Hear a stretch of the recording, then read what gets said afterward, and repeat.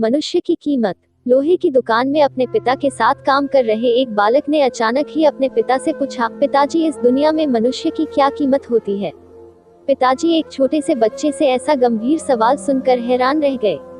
फिर वे बोले, बेटे, एक मनुष्य की कीमत आंकना बहुत मुश्किल है, वो तो अनमोल है।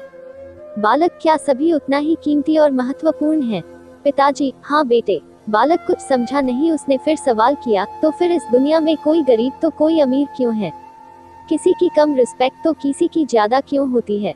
सवाल सुनकर पिताजी कुछ देर तक शांत रहे और फिर बालक से स्टोर रूम में पड़ा एक लोहे का रॉड लाने को कहा। रॉड लाते ही पिताजी ने पूछा, इसकी क्या कीमत होगी? बालक, 200 रुपए। पिताजी, अगर मैं इसके बहुत से छोटे छोटे कील बना दूं तो इसकी क्या कीमत हो जाएगी? बालक कुछ देर सोचकर बोला, तब तो ये और महंगा बिकेगा, लगभग 1000 रुपए का। पिताजी, अगर मैं इस लोहे से घड़ी के बहुत सारे स्प्रिंग बना दूं तो? बालक कुछ देर गणना करता रहा और फिर एकदम से उत्साहित होकर बोला, तब तो इसकी कीमत बहुत ज्यादा हो जाएगी। फिर पिताजी उसे समझाते हुए बोले, ठीक इसी तरह मनुष्य की कीमत इसमें नहीं है कि अभी वो क्या है, बल्कि इसमें है कि वो अपने आप को क्या बना सकता है। बालक अपने पिता की बात समझ चुका था। फ्रेंड्स, अक्सर हम अपनी सही कीमत आंकने में गलती कर देते हैं।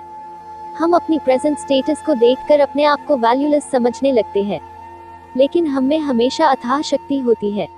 हमारा जीवन हमेशा संभावनाओं से भरा होता है।